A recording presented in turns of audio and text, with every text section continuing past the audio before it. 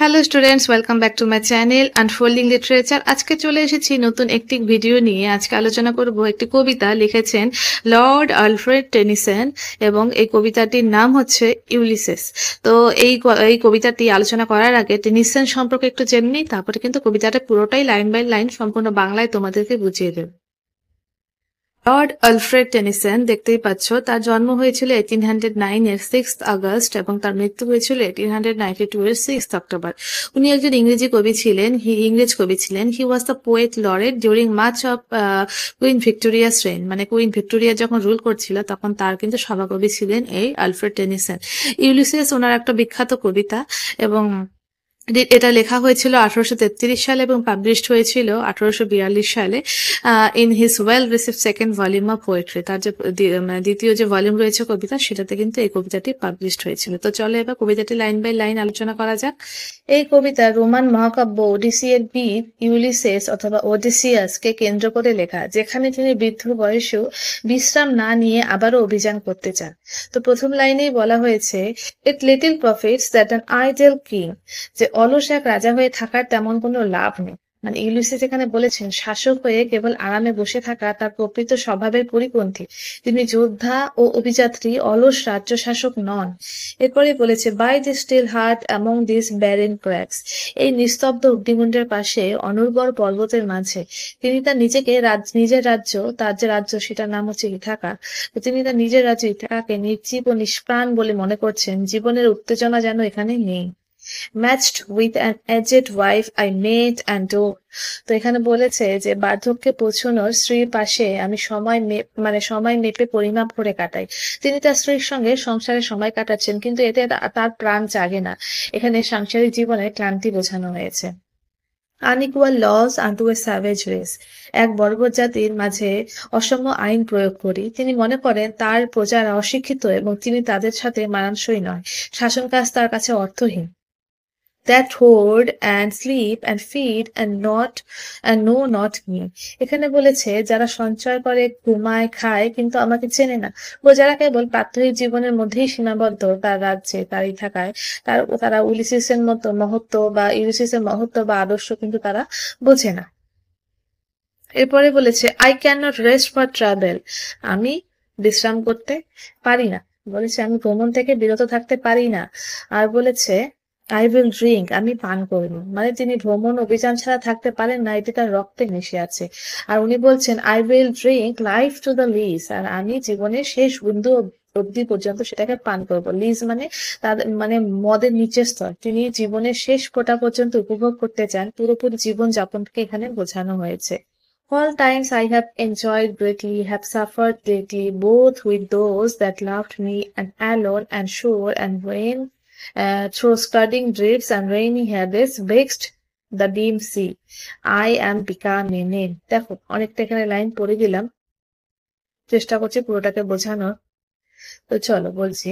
তো প্রথমেই বলেছে all Times I have enjoyed, মানে সবসময় আমি উপভোগ করেছি। ইউলিসিস বলছেন তিনি তার জীবনের প্রতিটি মুহূর্তে অভিযানের আনন্দ উপভোগ করছেন, প্রতিটা মুহূর্তে। Greatly have suffered greatly both with those, মুহূর্তের সঙ্গে উপভোগ করেছি, অনেক কষ্টও সহ্য করেছি। জীবনে শুধু আনন্দ ভরা নয়, বেদনাও ছিল, কিন্তু সেটাও তার কাছে গর্বের অংশ।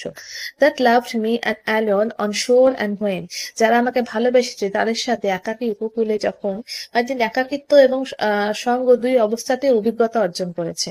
থ্রো স্কার্ডিং ড্রিপস দ্য রেইনি হ্যাডেস, এখানে ঝড়ের বাতাসে উড়ে যাওয়া বৃষ্টিময় আকাশের কথা এখানে বলা হয়েছে। তিনি বিপদসঙ্গ সমুদ্র যাত্রার কথা স্মরণ করছেন। হেডেস হলো একটি তারকাগুচ্ছ যা বৃষ্টির প্রতীক। ভেক্সড দ্য ডিম সি, তো বৃষ্টিতে উত্তাল সাগর। I am become a name, আমি একটা নাম হয়ে উঠেছি। তার খ্যাতি চারদিকে ছড়িয়ে পড়েছে। ইউলিসিস এখন এক কিংবদন্তি, কেবল মানুষ নয়। ঠিক আছে, তো সেই কথাই কিন্তু এখানে বোঝানো হয়েছে। তারপরেই বলা হয়েছে for always roaming with a hungry heart, তো এখানে বলেছে যে কারণ আমি সদা ঘুরেছি এক ক্ষুধার্ত হৃদয়। তিনি জ্ঞান, অভিজ্ঞতা, অভিযানের জন্য অনবরত ছুটেছেন। Much have I seen and known cities of men, তো এই লাইনটির কথার অর্থ হচ্ছে অনেক কিছু দেখেছি, জেনেছি বহু মানুষের নগরী। জীবনের অভিজ্ঞতা তার কাছে এক অমূল্য ধন। তিনি পৃথিবী ভ্রমণ করে অনেক কিছু শিখেছেন। And manners, climates, councils and governments. তাদের সাথে মানে এই যে তাদের আচরণ শিখেছে, জলবায়ু, পরামর্শ, শাসন ব্যবস্থা, এগুলো কিন্তু তিনি সারা পৃথিবী ভ্রমণ করে শিখেছেন। মানে তিনি রাজনীতি, সমাজ ও সংস্কৃতি সম্পর্কে গভীর জ্ঞান অর্জন করেছেন। Myself not list but honoured of them all. হচ্ছে আমি নিজেও কম নই, সবার কাছেই আমি সম্মানিত। ইউলিসেস গর্বের সঙ্গে বলছেন সব জায়গায় তিনি সম্মান পেয়েছেন। And drunk delight of battles with my peers, far on bringing plains of windy Troy. এখানে বলেছে যুদ্ধের আনন্দ সঙ্গীদের সঙ্গে ভাগ করেছি দূরবর্তী ট্রয়ের প্রান্তরে। তো ট্রয়ের যুদ্ধ ছিল তার জীবনে গৌরবময় অধ্যায়, সেই কথাই কিন্তু এখানে তিনি উল্লেখ করেছেন। I am part of all that I have made, yet all experience is an arc whereath. তো বলছে যে আমি যা কিছু দেখেছি তার সবই আমার অংশ হয়ে গেছে, মানে অভিজ্ঞতাই তাকে গড়ে তুলেছে। তারপরে বলেছে yet all experience is an arc whereath glimpse that untraveled world whose margin fades forever when I move. তবুও প্রতিটি অভিজ্ঞতা যেন একটা খিলান, যার মধ্যে আমি অজানা পৃথিবীর ঝলক দেখি, যার সীমানা আমার সঙ্গে সঙ্গে পিছিয়ে যায়। এখানে জ্ঞান বা অভিজ্ঞতার খোঁজ কখনো থামে না, সেটাই কিন্তু তিনি এখানে বোঝাতে চেয়েছেন। How dull it's to pause to make an end, to rust unburnished, not to shine in use. তো এখানে বোঝানো হয়েছে থেমে যাওয়া, শেষ হয়ে যাওয়া বড়ই বিরক্তিকর। জিনিসটা যেন মরছে পড়া, ব্যবহার না হওয়া ধাতুর মতো। মানুষকে জীবিত থাকতে হলে ক্রিয়াশীল থাকতে হয়, এটাই এখানে মূল বিষয়বস্তু। তারপরে বলেছে as though breath were life, life peeled on life, were all too little and of on to me little remains but every hour's little remains। তো এতটুকু এখানে ব্যাখ্যা করছি। তো এখানে বলেছে যে যেন নিঃশ্বাসই জীবন, হাজারো জীবন আমার জন্যই যথেষ্ট নয়, আর আমার জীবন তো অল্প সময়ই বাকি। তিনি এক জীবনে সন্তুষ্ট নয়, পার্থক্য তাকে থামাতে পারছে না। এই লাইনগুলির মধ্যে দিয়ে এই কথাটাই কিন্তু ব্যক্ত করা হয়েছে। From the eternal silence something more from the eternal from the eternal silence something more, a bringer of new thing। তো এখানে বোঝানো হয়েছে আমি প্রতিটা মুহূর্ত মানে রক্ষা করে সেই চির শান্তির আগে মানে নতুন কিছু পাওয়ার আশায়, মানে সময় অত্যন্ত মূল্যবান, মৃত্যু আসার আগে তিনি মহৎ কিছু করতে চান। তারপরেই বলেছে and while it were for some their sons to store and hoard myself, আর বলছে and hoard myself and these great spirit yearning in desire to follow knowledge like a sinking star beyond the utmost bound of human thought। তো এখানে দেখো বলেছে মাত্র 3 দিনের জন্য যদি নিজেকে গুটিয়ে রাখি তা হবে লজ্জার। এই ধূসর আত্মা আজও চায় জ্ঞান অনুসরণ করতে, ডুবন্ত তারা হয়ে মানব চিন্তার সীমানার বাইরে।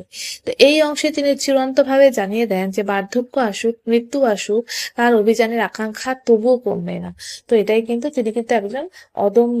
এবার কবিতায় একটা মোড় নিচ্ছে। এবার ইউলিসেস যে রাজা, সে তার পুত্র প্রসঙ্গে বলছে this is my son my own Telemachus. এ আমার পুত্র, আমারই টেলিমেকাস। ইউলিসেস এখন তার পুত্রকে রাজ্যের দায়িত্ব দিতে চান, তাই কিন্তু তার প্রসঙ্গ এখানে টেনেছেন। To whom I leave the sceptre and this isle. আর তো এখানে বলেছে যার হাতে আমি স্কেপটার মানে কি রাজদণ্ড ও দ্বীপ তুলে দিচ্ছি, মানে এই যে আমার দ্বীপ, এই যে থাকা রাজ্য, সেটা আমি তার হাতে তুলে দেবো, আর রাজদণ্ড সেটাও আমি তার হাতে তুলে দেবো। তিনি নিজে অভিযানে যাবেন আর রাজ্য শাসনের দায়িত্ব দেবেন ছেলেকে, যেটা সাধারণত হয়, বাবা তার ছেলের উপরে নিজের দায়িত্ব দিয়ে যান।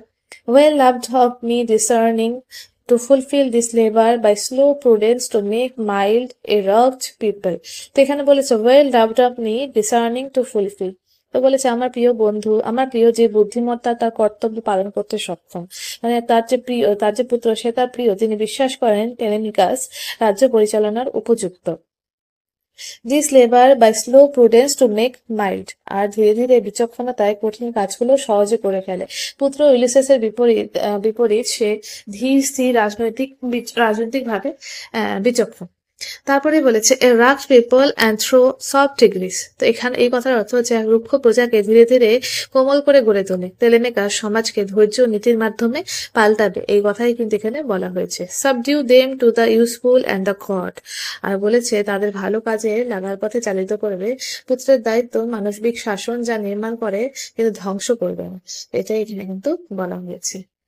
Most blameless is he centered in the sphere of common duties, descent not fail in offices of tenderness and pay, meet adoration to my household gods. When I am gone, he works his I mine. তো এখানে বলেছে যে সে টেলিমেকাসকে অত্যন্ত নির্দোষ সাধারণ দায়িত্বের চক্রে, মানে যে টেলিমেকাস সে অত্যন্ত নির্দোষ সাধারণ দায়িত্বের চক্রে একদম নিবিষ্ট, স্নেহের দায়িত্বে ব্যর্থ হয় না, আমার গৃহ দেবতাদের যথেষ্ট পূজা করে, তাই আমি যখন যাব সে আমার কাজগুলো ঠিক সামনে নেবে আর আমি আমার কাজগুলো করতে পারবো। ইউলিসেস তার ছেলের প্রশংসা করছেন, টেলেমিকাসের গৃহস্থ জীবন রাজকীয় দায়িত্ব খুব দক্ষভাবে পালন করে, সে সদয় ধর্মভীরু এবং সুশৃঙ্খল। তো সেজন্যই তিনি স্পষ্ট করে বলে দিচ্ছেন যে টেলিমিকাস রাজ্যের জন্য উপযুক্ত, তাই তিনি নিশ্চিন্ত অভিযানে যেতে পারেন। বাবা ও ছেলের বন্ধল্প আলাদা। এখানে কবি বোঝাতে যাচ্ছেন টেলিমিকাস নির্মল সুশাসক গৃহভক্ত রাজপুত্র, কিন্তু ইউলিসেস নিজের অভিযাত্রী সন্তানই অসীমের সন্ধানকারী। ঠিক আছে, তো এরপরে এখান থেকে যে শেষ পার্টটি শুরু হচ্ছে সেটা লাইন বাই লাইন আলোচনা করছি। বলেছে there lies port, the vessels, pubs, the her sail, there blooms।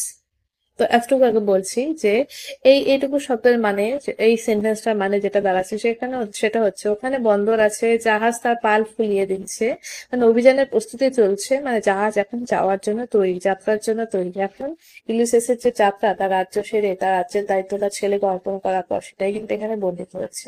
There blue the dark broad seas my mariners. আর সামনে অন্ধকার বিস্তৃত সমুদ্র, আমার সাথীরা সেখানে রয়েছে। ইউলিসেস তার পুরনো যোদ্ধা সঙ্গীতের উদ্দেশ্যে বলছেন, তার যারা তার সাথে সঙ্গে বহু যুদ্ধ অভিযানে ছিল। Souls that have told and wrought and thought with me।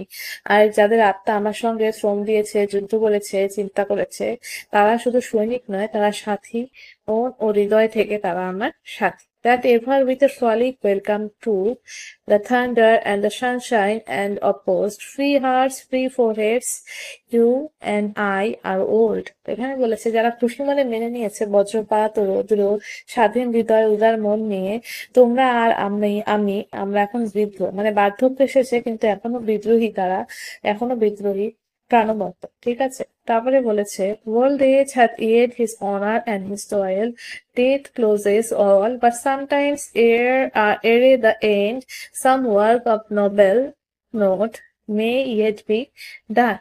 এতটুকুর অর্থ হচ্ছে বৃদ্ধ বয়সেও আছে সম্মান আর দায়িত্ব, মৃত্যু সব বন্ধ করে দেয়, তবু তার আগে করা যায় কিছু মহৎ কাজ। তিনি বার্ধক্যকে একেবারে নিষ্ক্রিয় ভাবতে রাজি নয়, এখানে গৌরব অর্জনের সুযোগ রয়েছে, সুযোগ আছে, সেটাই কিন্তু তিনি এখানে বলতে চেয়েছে। তারপরে বলেছে not unbecoming men that strove with gods, that the lights begin to twinkle from the rocks, the long days waves। তো এখানে যেমন বলেছে not becoming men and that strokes with gods, এর অর্থ হচ্ছে যারা দেবতাদের সঙ্গে রয়েছে তাদের জন্য এটি অসম্মানজনক। ট্রোজান ওয়ারে দেবতাদের বিরুদ্ধেও যুদ্ধে অংশ নেওয়া ইউলিসেস তার সাথীরা এখনো মহৎ কাজে যুক্ত। তারপরে বলেছে the light begins to twinkle from the rocks, আর পাহাড়ে গা দিয়ে বাতির ঝলকানি শুরু হচ্ছে, দিনের শেষে সন্ধ্যার আগমন, মানে অভিযানের উপযুক্ত সময়। The long day wanes, the slow moon climbs, the deep moans round with many voices। আর বলছে দীর্ঘদিনের অবসান ঘটেছে, ধীরে ধীরে চাঁদ উঠছে, গভীর সমুদ্র ধীরে ধীরে কাঁদছে। The deep moans round with many voices, গভীর সমুদ্র ভীষণভাবে কাঁদছে। কাম মাই ফ্রেন্ডস, আমার সাথীরা তোমরা এসো। It is not too late to seek in your world, এখন অব্দি দেরি হয়ে যায়নি নতুন একটা পৃথিবী খুঁজে নেওয়ার জন্য, সময় কিন্তু এখনো ফুরোয়নি। প্রকৃতি যেন বিদায়ের সুরে বেঁচে উঠেছে এই জায়গাটায়, সময় এসে গেছে। এটা কবিতার অন্যতম বিখ্যাত লাইন যে it is not too late to seek a newer world। জীবনের শেষ প্রান্ত নতুন কিছু খুঁজে পাওয়ার আশা, এটা এখানে বোঝানো হয়েছে। push off and sitting well in order smite the surrounding furrows for my purple souls to sail beyond the sunset and the births of all western stars until I die. তো এতটুকু মানে এখন আমি বিস্তৃত আলোচনা করছি।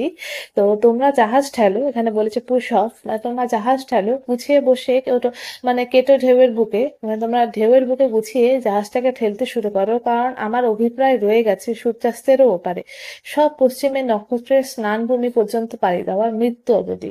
এখানে ইউলিসিস বলেছেন তিনি মৃত্যুর আগে পর্যন্ত সন্ধান চালিয়ে যাবেন অজানার পেছনে, যেটা জানা হয়নি তার পেছনে কিন্তু তিনি তার সন্ধানটা চালিয়ে যাবেন। তারপরেই বলেছেন it may be that the gulfs will wash us down, যে হয়তো সাগরে খাড়া ঢেউ আমাদের গ্রাস করবে, মানে অভিযানটা খুব বিপজ্জনক, এটা ইউলিসিস জানেন।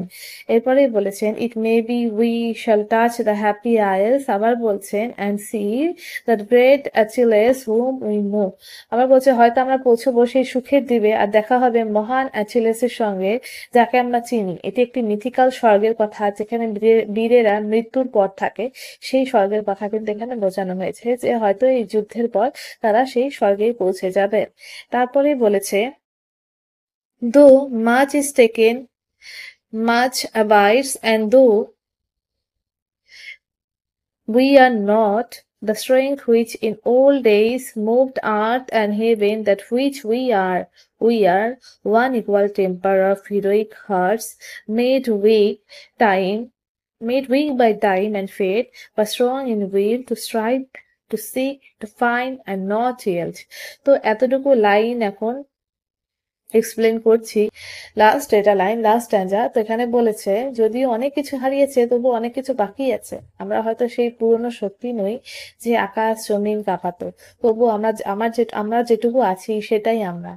সমান সাহসী হৃদয়ের দল, সময় ও নিয়তির দ্বারা দুর্বল, তবু ইচ্ছায় অটুট, সংগ্রাম করতে, খুঁজে পেতে, আর কখনোই আত্মসমর্পণ না করতে। এটা হলো কবিতার চূড়ান্ত ঘোষণা। বার্ধক্য থাকুক, মৃত্যুর মুখোমুখি হতে হোক, মানব আত্মার আসল শক্তি হলো তার ইচ্ছা শক্তি, যা সবসময় চেষ্টা চালিয়ে যায়, খোঁজে খুঁজে পায়, কিন্তু কখনোই হারে না। ঠিক আছে, তো এখানে কিন্তু সারসংক্ষেপটা এখানে ভালোভাবে বিস্তৃত আলোচনা করা হলো। যদি ভালো লাগে তাহলে অবশ্যই লাইক অ্যান্ড কমেন্ট করবে, এবং এরকম আরো যদি ভিডিও পেতে চাও তাহলে কিন্তু চ্যানেলটিকে সাবস্ক্রাইব করবে। Thank you so much.